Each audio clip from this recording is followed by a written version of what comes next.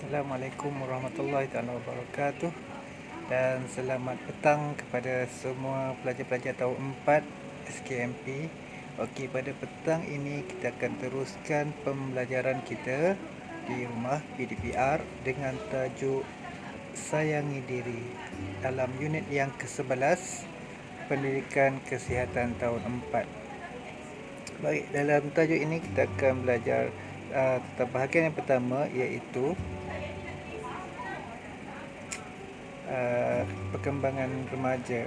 Jadi sebelum kita pergi kepada tajuk yang kita akan bincang kepada hari ini, mari kita tengok apakah yang kita akan bincangkan sebagai pengenalan. Dan dalam gambar yang tertera ini adalah Normala dan rakan-rakannya yang sedang mengadakan sesi sumbang saran berkaitan dengan pendidikan kesihatan reproduktif dan sosial ataupun PEERS dalam singkatannya. Okey, mereka dikendaki menulis dan menyebut perkataan yang berkaitan dengan PEERS, iaitu pendidikan kesihatan reproduktif dan sosial. Baik, tahukah kamu apa itu reproduktif? Reproduktif itu maksudnya sistem peranakan, sistem bagaimana kita dilahirkan, okey, sistem peranakan wanita, dan juga turut melibatkan lelaki. Baik, jadi dalam pendidikan kesihatan reproduktif dan sosial maksudnya sistem peranakan dan juga perhubungan sosial di antara lelaki dan wanita ataupun perempuan. Baik, semasa kita meningkat remaja, terdapat perkembangan dari segi fizikal yang berlaku pada diri kita.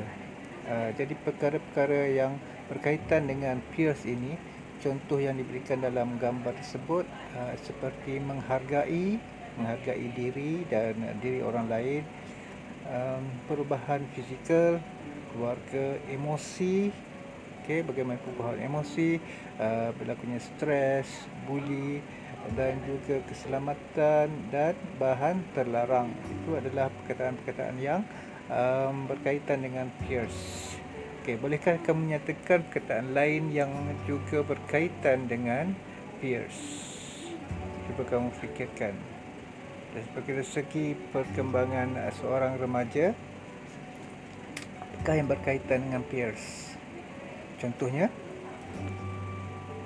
contoh yang boleh cikgu fikirkan di sini adalah peningkatan tinggi, perubahan suara, dan lain-lain yang kamu boleh fikirkan. Baik, cuba kita teruskan kepada pembelajaran seterusnya. Okey, bahagian pertama kita akan bincangkan tentang akil balik lelaki ataupun yang dipanggil ihtilam. Okey, apakah akil balik ini? Apakah itu akil balik? Akil balik ini bukan nama orang. Okey, akil balik ini adalah peringkat kematangan anggota seksual dan sistem reproduktif seseorang lelaki lah. Dan ini untuk remaja lelaki. Dan tanda akil balik bagi lelaki ialah ihtilam, manakala perempuan ialah menarki. Apabila seseorang mencapai akil balik, beberapa perubahan fizikal akan berlaku pada dirinya. Okey. Dan peringkat akil balik ini biasanya berlaku dalam sekitar umur 9 hingga 16 tahun. Okey, paling awal 9 tahun dan paling lewat 16 tahun. Itu adalah tanda-tanda perubahan daripada seorang kanak-kanak kepada seorang remaja. Baik, kita tengok dulu perubahan fizikal pada seorang remaja lelaki.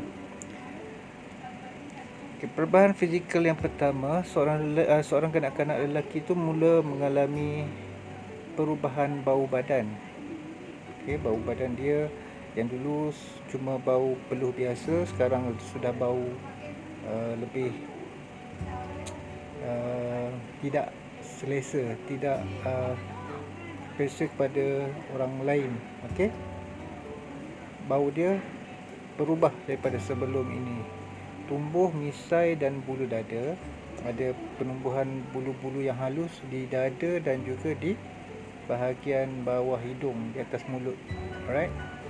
Dan halkum jelas kelihatan dan bersuara garau. Halkum di leher jelas kelihatan dan suara mula menjadi garau. Dan dada membidang, maksudnya dada semakin melebar, zakar membesar. Okey, alat sulit dia semakin membesar, memanjang, dan juga tumbuh bulu di ketiak dan pubis. Okey, mula tumbuh bulu-bulu halus di bawah ketiak dan juga di pubis. Pubis ini adalah di sekitar kemaluan. Baik. Dan juga otot lengan dan kaki membesar. Otot lengan dan kaki dia mula membesar. Kalau sebelum ini otot-otot itu mungkin lepel saja, tapi sekarang ia sudah semakin membesar. Baik. Jadi persoalan yang mungkin akan timbul, contohnya, adakah benar ihtilam berlaku kerana saya berpenyakit?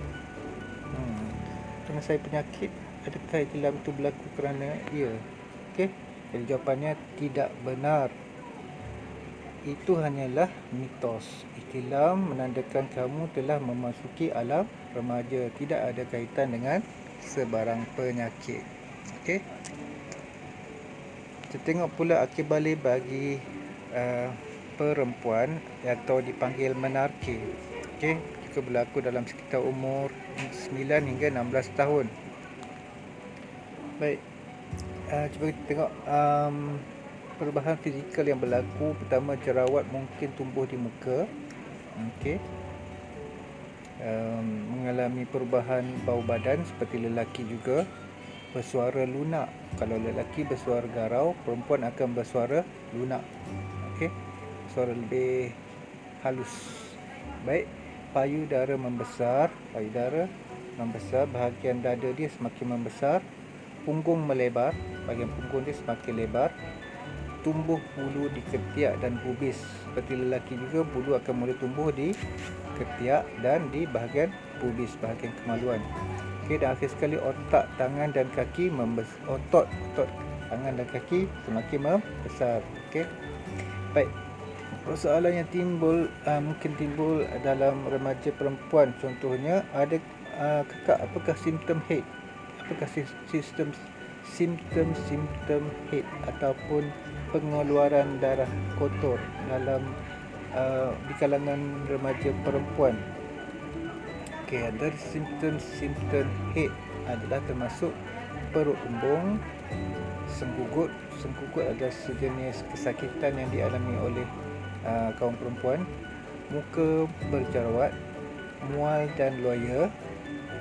Payudara terasa sakit. Okey, bahagian dada terasa sakit. Gangguan emosi seperti gelisah, murung dan cepat marah.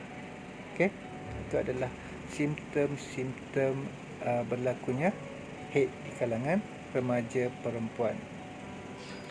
Baik, tengok persoalan-persoalan lain yang berlaku tentang menarki. Contohnya, adakah benar kita tidak boleh bersenam ketika haid? Jadi jawapannya tidak benar. Itu hanya adalah mitos. Okey. Mari bersenam dapat mengurangkan, malah apabila kita bersenam itu dapat mengurangkan rasa senggugut ataupun kesakitan senggugut. Okey, jadi bersenam itu juga dapat membantu kita mengurangkan ataupun menghilangkan kesakitan akibat senggugut. Baik. Jika situasi ini berlaku, contohnya rakan kamu didatangi haid di sekolah. Dia berasa malu kerana bajunya ada kesan tumpukan darah haid. Bagaimanakah kamu membantu rakan kamu itu? Kamu berada di sekolah.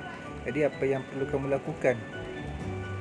Perkara yang paling penting sekali yang boleh kamu lakukan adalah memberitahu kepada guru.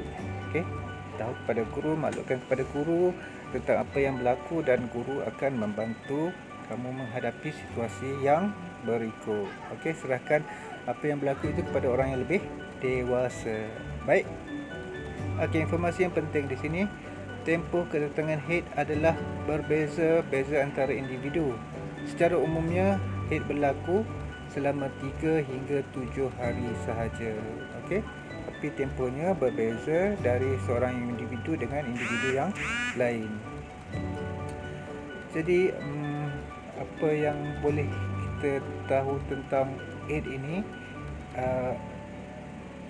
bilangan hari minimum mungkin adalah 3 hari dan paling lama adalah 7 hari. Okey, baik. Kita tengok yang seterusnya, kebersihan diri. Baik, apabila kamu mengalami ataupun menghadapi perubahan dari segi bau badan dan juga penumbuhan bulu-bulu di kawasan ketiak, kawasan pubis, okey, jadi kamu mestilah menjaga kebersihan diri dengan lebih baik. Okey, maksudnya kebersihan diri kamu itu perlu ditingkatkan lagi. Ketika kedatangan haid dan ihtilam, kita mesti menjaga kebersihan diri. Contohnya yang pertama, kerap tukar tuala wanita jika pendarahan banyak. Okey, kita mesti kerap menukar tuala wanita. Jadi kamu mestilah mula membeli ataupun mencari tuala wanita. Okey, kamu mesti kenal apakah itu tuala wanita dan bagaimana untuk menggunakannya. Dan mestilah kerap menukar apabila banyak darah keluar. Yang kedua, buang tuala wanita ke dalam tong sanitasi. Okey, tidak boleh dibuang sembarangan, mesti dibuang ke dalam tong yang dikhaskan. Yang ketiga, cuci tangan selepas membuang tuala wanita. Okey, setelah mencuci tangan kamu supaya tidak melekat kuman-kuman yang ada pada tuala wanita itu. Dan yang keempat, mandi dan membersihkan diri. Mandi dan bersihkan diri dengan secukupnya. Okey, saya melakukan perkara seperti yang berikut ketika haid untuk menjaga kebersihan diri. Okey, 4 perkara tersebut boleh dilakukan ketika kamu mengalami haid bagi remaja perempuan. Baik, informasi yang penting di sini.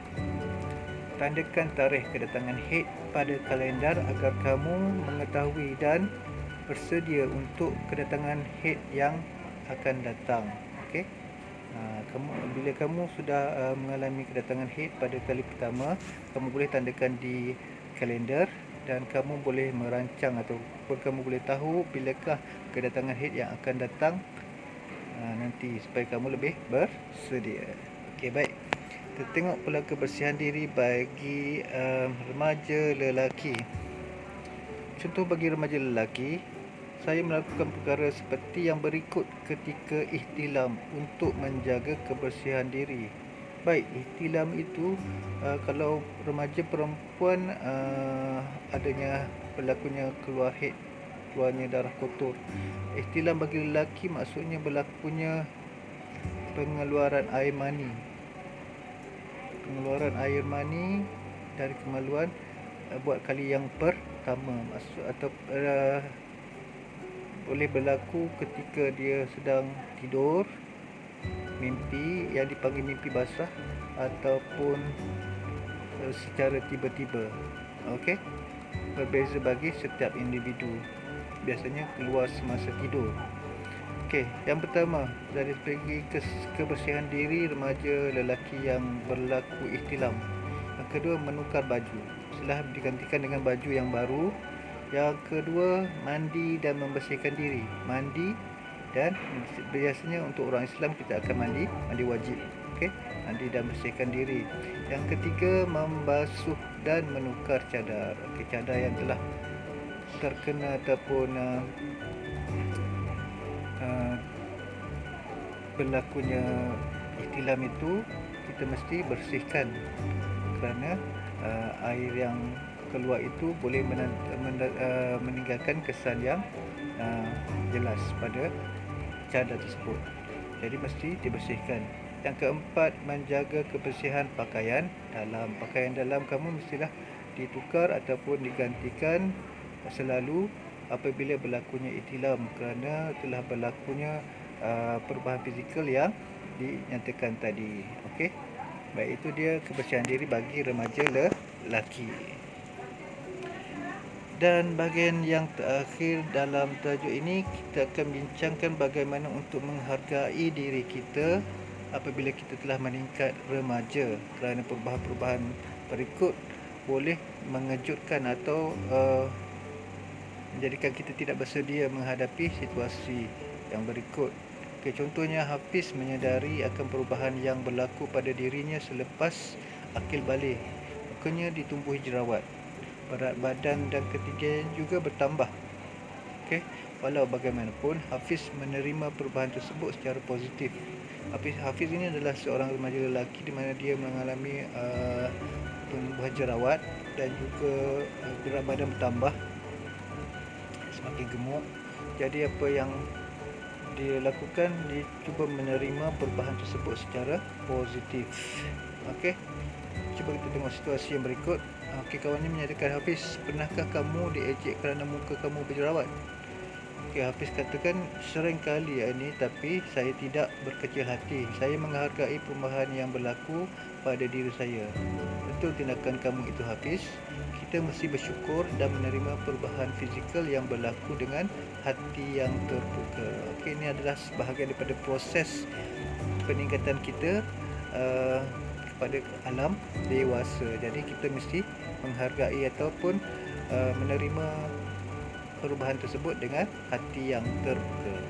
Okey. Dan untuk yang seterusnya kita tengok kita juga perlu mengamalkan pertuturan yang bersopan. Okey. Saya perlu berpakaian kemas dan tampil menarik untuk menambahkan keyakinan diri. Selain itu, saya juga perlu sentiasa menjaga batas pergaulan serta sentuhan dengan rakan-rakan. Betul, Hafiz, dengan cara itu kamu akan lebih dihormati oleh rakan-rakan. Okey. Jadi apabila berlaku perubahan tersebut, kita mestilah berubah secara emosi dan fizikal kita, mana secara kita berpakaian perlulah berubah. Kita mesti tampil lebih kemas, lebih bersih, dan kita mesti menjaga batas-batas pergaulan di mana tidak boleh lagi berlaku sentuhan-sentuhan seperti di zaman kanak-kanak. Okey, kita mestilah lebih peka terhadap pergaulan kita dengan rakan yang berlainan jantina. Okey, supaya tidak berlaku perkara-perkara yang tidak diingini. Okey, baik, cuba kita fikirkan yang ini. Apakah tindakan kamu sekiranya rakan baik kamu mengejek murid yang berjerawat tinggi dan berbadan besar seperti Hafiz? Okay, katakan kawan kamu mengejek Hafiz ni kerana muka dia berjerawat dan dia berbadan besar, kerana mungkin budak itu belum lagi mencapai akil balik, mungkin lagi dia belum berubah seperti Hafiz. Jadi apa yang kamu lakukan? Jadi kamu mestilah memberitahu ataupun menyatakan kepada kawan kamu itu bahawa perubahan tersebut mungkin juga akan berlaku pada kawan kamu tersebut. Okey, perubahan ini akan berlaku pada semua orang, pada sesiapa sahaja yang akan meningkat remaja. Okey, jadi kita mestilah menasihati kawan kita supaya tidak mengejek orang lain, kerana perubahan tersebut akan berlaku pada semua orang, bukan pada Hafiz sahaja. Okey, baik. Itu sahaja daripada cikgu untuk pembelajaran kita pada petang ini. Ini adalah bahagian yang pertama dalam tajuk sayangi diri. Okey. Jadi kita akan sambung lagi tajuk ini dalam PDPR yang seterusnya. Okey, jadi selepas ini kamu boleh menjawab beberapa soalan latihan tentang topik yang kita bincangkan pada petang ini daripada link yang cikgu berikan. Okey. Baik, segala persoalan kamu boleh nyatakan dalam grup kita dan kita akan cuba berinteraksi di situ. Okey. Jadi kita jumpa lagi dalam kelas yang akan datang. Itu saja, sekian, terima kasih. Assalamualaikum warahmatullahi wabarakatuh. Bye.